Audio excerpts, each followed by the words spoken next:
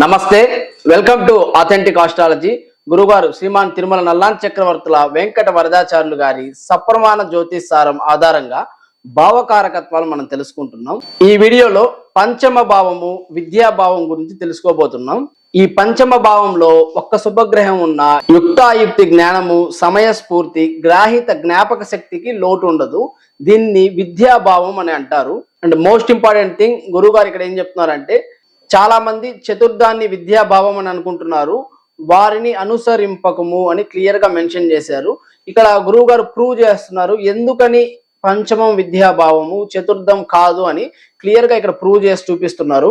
అది ఎలాగంటే, మీన, కటక, కన్య, వృశ్చిక, మకరాలకు చతుర్థ స్థానము శత్రుస్థానం అవుతుంది. కాబట్టి సో విద్య అన్నది అందరికీ అవసరం. కాబట్టి గురువు గారు ఈ విద్య పంచమం అన్నది విద్యా స్థానం అని ప్రూవ్ చేస్తున్నారు. ఎందుకంటే ఇప్పుడు నేను చెప్పిన లగ్నాలకు, ఈ 5 లగ్నాలకు చతుర్థం అన్నది శత్రుస్థానం అవుతుంది. ఎలాగా అంటే, మనం మీన లగ్నం తీసుకుంటే చతుర్థము మిథునం అవుతుంది. అంటే బుధుడు మీన లగ్నానికి పాపి కాబట్టి అది శత్రుస్థానం అవుతుంది. అలానే కటకానికి తీసుకుంటే చతుర్థము తుల అవుతుంది. శుక్రుడు కటక లగ్నానికి పాపి కాబట్టి అది శత్రుస్థానం అవుతుంది. అలానే వృశ్చికానికి శని పాపి కాబట్టి అది కూడా శత్రుస్థానం అవుతుంది. అలానే కన్యా లగ్నానికి గురువు పాపి కాబట్టి అది శత్రుస్థానం అవుతుంది. ఈ చతుర్థం అన్నది విద్యాస్థానం కాదు. అంటే విద్య అన్నది అందరికీ అవసరం కాబట్టి, ఇది ప్రతి మనిషికి ఉండాల్సిన విద్యాస్థానం కాబట్టి గురువు గారు క్లియర్ గా మనకి విత్ ప్రూఫ్ తో చూపించారు. 5th హౌస్ అన్నది విద్యాస్థానము, చతుర్థము విద్యాస్థానం కాదు అని క్లియర్ గా ఎక్స్ప్లెయిన్ చేశారు. ఇది ఎలాగా అంటే, ప్రతి మనిషికి దేహము అంటే లగ్నము పార్వతీ స్థానము, పంచమము విద్యాస్థానము సరస్వతి స్థానము, అలానే నవమము లక్ష్మీ స్థానము, ఈ త్రిశక్తులు ప్రతి మనిషికి అవసరం. కాబట్టి ఈ లగ్న పంచమ నవమాధిపతులే ప్రతి లగ్నానికి స్థిర శుభులు అని గురువారు స్పష్టంగా మనకి ఎక్స్ప్లెయిన్ చేస్తున్నారు. సో దీన్ని బేస్ చేసుకొని పంచమం అన్నది విద్యాస్థానము. ఈ పంచమంలో ఒక శుభగ్రహం ఉన్న సత్సంతానము, మంత్రి పదవి, బంధుమిత్రులకు ఒక మంచి సలహాదారులుగా వీళ్ళు ఉంటారు. నిశ్చయ మనసు, సో స్టేబుల్ గా ఉంటుంది వీళ్ళ మైండ్. సో చాలా ఎవరికైతే పంచమం చెడిపోతుందో వాళ్ళే ఒక్కొక్క పని కన్ఫ్యూజ్ అవుతూ ఉంటారు, చెయ్యాలా వద్దా అని. ఎవరికైతే పంచమంలో శుభగ్రహాలు ఉంటాయో వాళ్ళకి నిశ్చయ మనస్సు, అంటే ఒకటి విషయం అనుకున్నారంటే దాన్ని చేస్తారు, మరి మధ్యలో మొదలుపెట్టి ఆపేయడం ఇట్లా ఉండదు. అలానే వివేకము, వినయము ఇవన్నీ ఉంటాయి. మనకి కవిత్వానికి, కావ్య రచన అంటే బుక్స్ రాయాలన్నా, సో మంచి రైటర్ అవ్వాలన్నా ఈ పంచమం అన్నది ఇంపార్టెంట్. అలానే కార్య ప్రతిభ, వాళ్ళు అనుకున్న పని సాధించగలరా లేదా అని మనం తెలుసుకోవాలి అంటే పంచమం ద్వారా ఒక వ్యక్తి తను అనుకున్న పనిని సాధించగలరా, మధ్యలో వదిలిపెట్టేస్తాడా అని తెలుసుకోవచ్చు. అలానే ఇది మంత్రోపాసన స్థానం కూడా. సో వీళ్ళు ఎక్కువ ప్రాక్టీస్ చేయగలరా, మంచి మంత్ర సాధన చేయగలరా లేదా అని కూడా మనం తెలుసుకోవచ్చు. అలానే దాన ధర్మం చేయాలనే మైండ్ సెట్ కానివ్వండి, మనస్తత్వం రావచ్చు. అలానే పాప పుణ్యాలని విమర్శించే బలం కానివ్వండి, అలానే పాండిత్య ప్రతిభ, మంత్ర యంత్ర తంత్ర బలము ఎక్కువ. ఈ పంచమంలో శుభగ్రహం ఉన్నట్లయితే వాళ్ళకి మంచి మంత్రాలు సిద్ధించడం కానివ్వండి, ఎక్కువ మంత్రోపాసన చేయడం కానివ్వండి, యంత్రాలు అంటే కొత్తవి కనిపెట్టడానికి కానివ్వండి.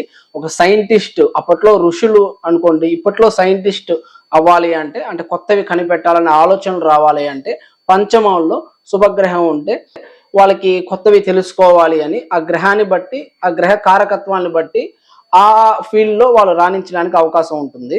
ఫర్ ఎగ్జాంపుల్, బుధుడు పంచమంలో శుభుడిగా ఉన్నాడు అనుకోండి, శుభగ్రహమై బుధుడు పంచమంలో ఉంటే వాళ్ళు ఎక్కువ రీసెర్చ్ చేయడం కానివ్వండి, సైంటిస్ట్కి ఏం కావాలి, మనకి రీసెర్చ్ చేయాలి. దానికి తోడు శని కలిసాడు అనుకోండి, వాళ్ళు ఒక యంత్రానికి అంటే మిషన్స్ కనిపెట్టడము, ఆ విధంగా రీసెర్చ్ చేయడానికి అవకాశం ఉంటుంది. ఈ బుధుడిని శని చూడడం కానివ్వండి, శని బుధుల కలయిక పంచమంలో ఉన్న శుభులై వాళ్ళు యంత్ర సాధకులు అంటే సైంటిస్ట్ అయ్యి కొత్త యంత్రాలను కనిపెట్టవచ్చు. అలానే కుజుడి ఇల్లు దొరికింది అనుకోండి, ఓకేనా, బుధుడు శుభుడుగా ఉన్న వాళ్ళకి అలానే కుజుడు పాప అవుతాడు. అదే కుజుడి ఇంట్లో ఉన్న ఏదన్నా సైంటిస్ట్ అయ్యి సో అగ్రికల్చర్ రిలేటెడ్ ఏదన్నా మొక్కల గురించి రీసెర్చ్ చేయొచ్చు. అట్లా ఈ కాంబినేషన్, బుధుడు ఉంటే మాత్రం రీసెర్చ్, పంచమంలో బుధుడు ఉన్న ఆస్ట్రాలజీ కూడా యోగించవచ్చు. అలానే వైద్యము, అలానే జ్యోతిష్యంతో పాటు వైద్యము, తర్వాత మనకి లా కానివ్వండి, ఇట్లా చాలా కారకత్వాలు ఉంటాయి. బేసిక్గా పంచమంలో శుభగ్రహం ఉంటే విద్యా బలం అనేది ఎక్కువ ఉంటుంది. అలానే గురుత్వము, గురుశక్తి, అన్నదానము, నిదానము. గురుత్వం అంటే 10 మందికి సలహాలు ఇవ్వడం, వాళ్ళ ఇంట్లో కానివ్వండి, వాళ్ళ ఫ్రెండ్స్లో కానివ్వండి, వాళ్ళ బంధువుల్లో కానివ్వండి, ఎవరికైనా సలహాలు కావాలంటే వీళ్ళు సలహాలు ఇస్తూ ఉంటారు. ఓకేనా? ఎందుకంటే ఇక్కడ మంత్రిత్వం వహించే కారకత్వం ఉంది కాబట్టి. పంచమం అన్నది విద్యాబలం ఉన్న స్థానం కాబట్టి వీళ్ళు 10 మందికి వీళ్ళ జ్ఞానంతో సలహాలు ఇవ్వడానికి అవకాశం ఉంటుంది. అన్నిటికన్నా ముఖ్యమైనది స్త్రీలకు గర్భస్థానము. పంచమం ఎలాగో సంతాన స్థానము, పంచమంలో శుభగ్రహం ఉంటే సత్సంతానం కలగడానికి అవకాశం ఉంటుంది. అలానే ఈ గర్భస్థానం కూడా స్త్రీలకు ఎస్పెషల్లీ గర్భస్థానము అంటే పంచమంలో పాపగ్రహాలు ఉంటే గర్భస్రావాలు అవడానికి ఇట్లా అవకాశం ఉంటుంది. శుభగ్రహాలు ఉంటే సో అట్లాంటి ఇబ్బందులు ఏమి ఉండవు. సో ఆ దశలు ఇవన్నీ కూడా చూసుకోవాలి. సో పర్టికులర్గా స్త్రీ జాతకంలో పంచమాన్ని బట్టి సో గర్భస్థానం అంటే సంతానాన్ని కూడా మనం చూడడానికి అవకాశం ఉంటుంది. అలానే పంచమంలో శుభగ్రహం ఉన్నట్లయితే వీళ్ళ కీర్తి నలుదిశలా వ్యాపించు. అంటే వీళ్ళు ఎలాగో తెలివైన వారు, విద్యా వినయం కలిగిన వారు కాబట్టి వీళ్ళ గురించి అందరూ చెప్పుకోవడము.